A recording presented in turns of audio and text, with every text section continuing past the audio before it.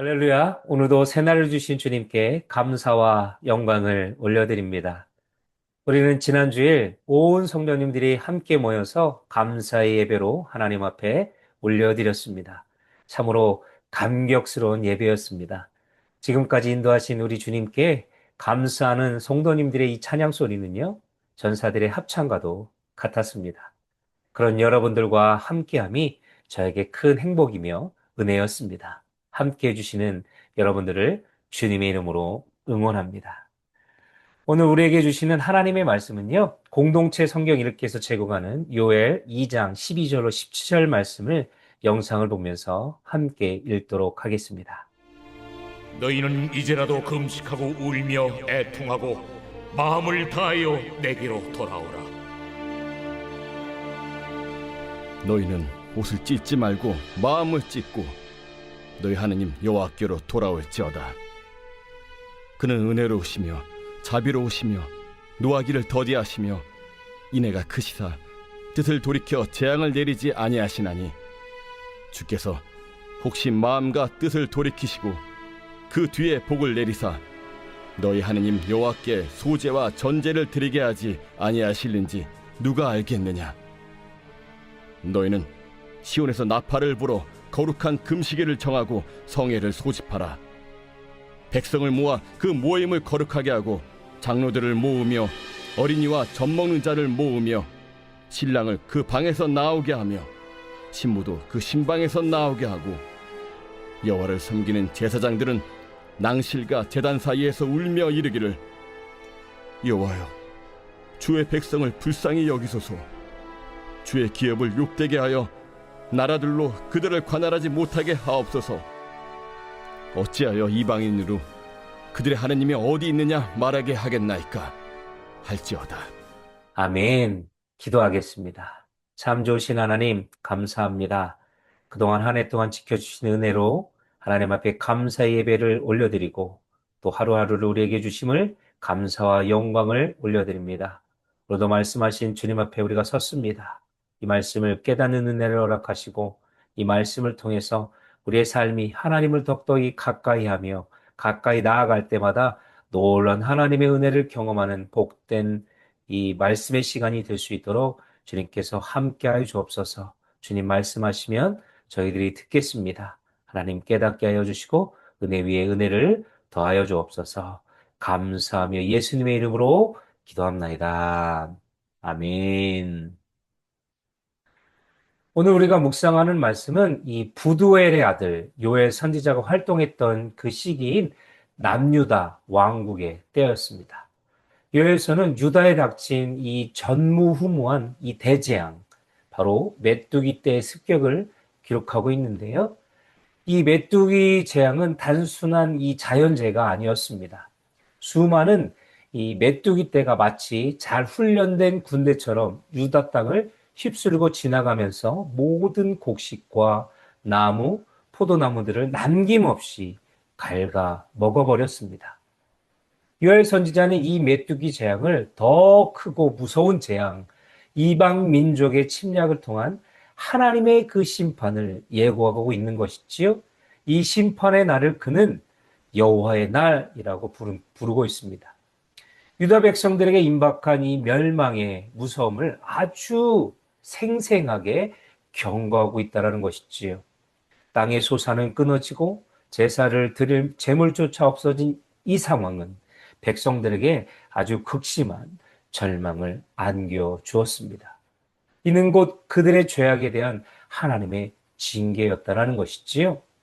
그러나 이러한 절망적인 상황 속에서 요엘은 백성들에게 또한 유일한 희망을 오늘 말씀을 통해서 제시해주고 있습니다. 그것이 바로 오늘 본문의 핵심인 하나님께로 돌아오라라는 회개의 촉구였습니다. 우리 12절과 13절 말씀을 볼까요? 여호와의 말씀에 너희는 이제라도 금식하며 울며 애통하고 마음을 다하여 내게로 돌아오라 하셨나니 너희는 옷을 찢지 말고 마음을 찢고 너희 하나님 여호와께로 돌아올지어다. 하나님께서는 절망에 빠진 백성들에게 직접 주시는 구원의 길이자 돌아오라는 간절한 초청을 하고 있는 것입니다. 자, 옷을 찢지 말고. 여러분, 옷을 찢는 행위는 당시 유대인들은 큰 슬픔이나 비통함을 표현할 때 겉옷을 찢었습니다. 그러나 하나님께서는 이 겉으로만 슬퍼하는 이 가식과 외식을 원치 않으셨기 때문에 옷을 찢지 말라 말씀하신 것입니다. 그리고 뒤에 이어서 금식하고 울며 애통하며 마음을 찢고라는 표현을 하고 있습니다. 하나님은 우리의 단단하고 완고한 마음, 다시 말하면 강팍해진 마음, 그리고 죄를 붙잡고 놓지 않으려는 이 고집스러운 마음이 깨어지기를 원하셨던 것이지요. 진심으로 죄를 슬퍼하고 후회하면서 하나님을 떠났던 것을 아파하는 이 내면의 변화와 함께 우리의 삶의 방향을 돌이키려는 이 마음을 찢는 회개를 하나님께서는 오늘 우리에게 이 말씀을 통해서 요구하고 계신 것입니다. 그렇습니다. 우리의 강팍하고 완악한 마음을 애통하며 금식하며 마음을 찢어내고요. 그 안에 하나님의 말씀인 그 말씀이 우리의 삶 가운데 심어져서 우리는 그것을 통해서 살아가야 한다. 그리고 우리는 그것을 위해 힘써야 한다. 라고 말씀하고 있는 것입니다. 여러분, 진정한 회개가 있어야 참된 평안과 진정한 회복이 따라오는 것이지요. 그럼 여러분, 진정한 회개는 무엇입니까? 단순히 후회하는 감정을 넘어서 방향 전환을 하는 것입니다. 외적인 행위나 일시적인 감정 변화가 아니라는 거죠. 삶의 근본적인 변화를 가져와야 하는 것이 진정한 회개라는 것입니다. 그래서 하나님은 오늘 말씀 가운데 진정한 회개를 통해서 하나님께 돌아오라 이렇게 강력하게 요구하고 계신 것입니다. 사랑하는 여러분, 오늘 말씀은 어떻게 보면 우리에게 참 부담스러울 수도 있고요. 무거울 수도 있습니다. 하지만 분명한 것은 하나님께로 돌아가야 우리가 진정한 구원과 평안과 기쁨을 누릴 수 있다는 것입니다. 그렇기 때문에 우리는 반드시 하나님을 찾고 반드시 하나님께 돌아가야 한다는 것이지요. 우리의 나이, 직분, 형편을 막론하고요. 모든 사람이 자신의 삶을 돌아보고 회개의 자리에 나아가서 하나님께 돌아가야 한다는 것이지요. 우리의 죄악으로 인해 마음을 찢으며 아파야 하고요. 하나님을 찾는 일을 가장 우리의 삶의 우선순위에 두어야 할 것입니다. 오늘도 우리는 가슴을 치며 통곡하는 회개의 영이 임해서 하나님을 더욱더 찾고 바라는 우리 모두가 되기를 주님의 이름으로 간절히 부탁을 드립니다. 오늘 본문 말씀에서는 하나님께 돌아가야 할 이유를 분명히 말씀해 주고 있습니다. 우리 13절 하반절을 보면 그는 은혜로우시며 자비로우시며 노하기를 더디하시며 인애가 크시사 뜻을 돌이켜 재앙을 내리지 아니하시나니. 하나님은 우리의 죄를 심판하시는 공의 하나님이시지만 그보다 훨씬 크신 자비와 긍휼과 또한 인애와 사랑을 가지고 계신 분입니다. 우리가 하나님께로 돌아가고 하나님께만 가까이 하고 하나님께만 붙어 있다라면 하나님은 심판의 뜻을 돌이키실 준비가 언제든지 준비되어 있는 사랑의 하나님이시라는 것이지요. 여러분, 지금 시대를 보면 참으로 암담할 수밖에 없습니다. 우리의 자녀들은 희망이 없는 것처럼 보입니다. 소돔과 고모라 같은 죄악이 만연한 시대에 우리는 살아가고 있지요. 말씀을 거스리고 삶의 질의 향상으로 하나님 없이도 살아갈 수 있다라는 그 교만함이 가득 차 있는 것 같습니다. 아니, 가득 차 있어요. 메뚜기 때 대신 죄와 세상의 유혹이라니 더 무서운 재앙이 우리를 기다리고 있다는 것이죠. 우리는 지금 그 재앙의 직면에 있는 것입니다. 우리의 삶이 영적으로 황폐해져 가고요. 하나님의 말씀을 왜곡하면서 하나님과의 관계가 멀어져 가고 인간 중심적인 그런 모습으로만 살아가고 있다는 것이지요. 바로 지금이 마음을 찢는 회개를 통해서 하나님께로 더욱더 돌아가야 할 때라는 것입니다. 여러분, 그렇습니다. 우리는 마음을 찢어야 합니다.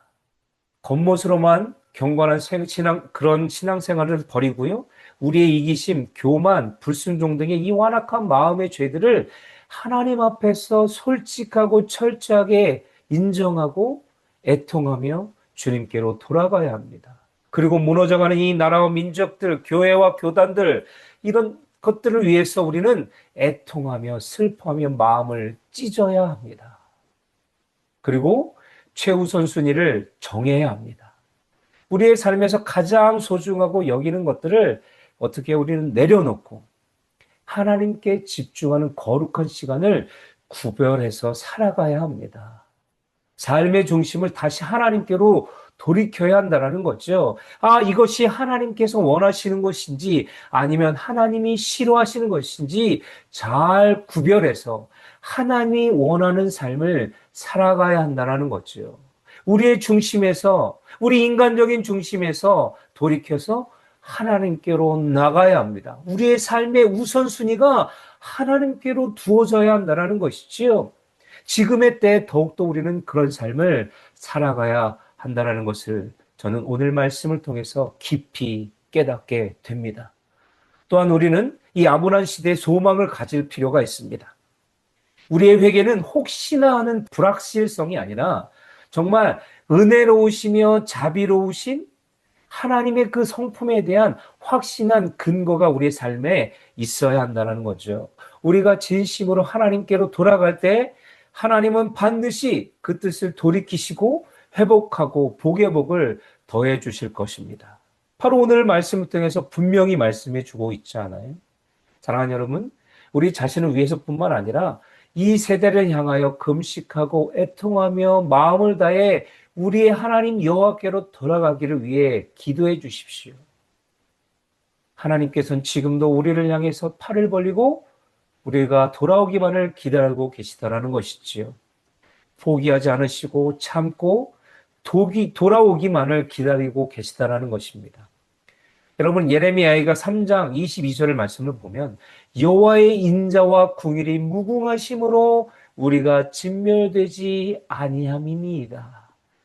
주님은 여전히 한결같은 그 사랑과 끝없는 자비가 있으시기 때문에 우리가 아직도 지금 살아가고 있는 것이죠. 살아있는 것입니다. 마음을 찢는 회개를 통해서 주님께 다 돌아가시고 하나님과 관계를 회복하고 진리의 말씀으로 덧입혀서 우리들의 삶이 하나님만을 예배하는 삶이 되는 그런 축복을 누리며 살아가시는 저와 여러분들이 다 되시기를 주님의 이름으로 간절히 부탁드립니다.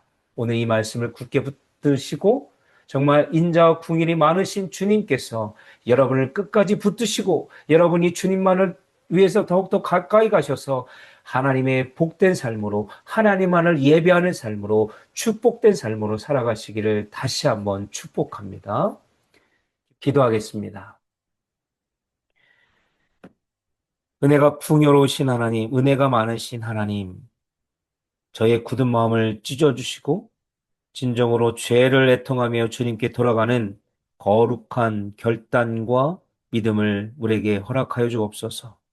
마음을 찢는 회개를 통해서 하나님의 회복을 경험하며 살게 하여 주옵소서. 말씀을 거스리며 하나님이 없는 것처럼 살아가는 이 세대를 불쌍히 여겨주시고 이들의 마음을 돌이켜 애통하며 마음을 찢는 회개로 주님께로 돌아오게 하여 주옵소서. 그들이 돌아와 함께 예배하며 거룩한 삶을 구별된 삶으로 살아갈 수 있도록 하나님 붙들어 주시고 인도하여 주옵소서. 오늘도 특별히 사랑하는 성도님들 각자의 삶의 터전에서 이 말씀을 붙들고 세상 것을 쫓아가는 것이 아니라 세상 이치에 따라 살아가는 것이 아니라 하나님의 말씀으로 그 삶으로 살아내게 하여 주시고 하나님께로 더욱더 붙들림 받는 거룩한 삶으로 살아갈 수 있도록 역사하시고 인도하여 주옵소서. 또 질병에 고통을 당하는 우리 사랑하는 성도님들 기억하시고 속히 회복하여 주셔서 하나님을 더욱더 강건함으로 예배하며 찬양 드릴 수 있도록 속히 낫게 하여 주시고 인도하여 주시고 또 슬픔에 찬 자들 또 고통당하는 자들 위로하여 주시고 품어주셔서 하나님이 주시는 진정한 평안과 위로함을 얻는 복된 하루 되게 하여 주옵소서. 감사하며 사랑이 많으신 예수 그리스도를 받들어 간절히 기도하옵나이다. 아멘.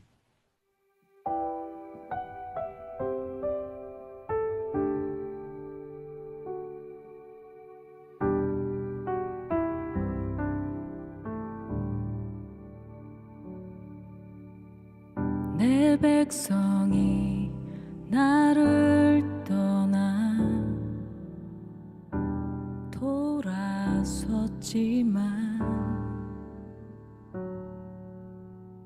내 사랑이 내 백성을 포기 못하니 내 모든 것 내어주고 나 그들을 얻으리라. 여호와께 돌아가자. 우린 돌아서도 그는 변치 않네. 여호와께 돌아가자. 우린 넘어져도 그 사랑 영원하네.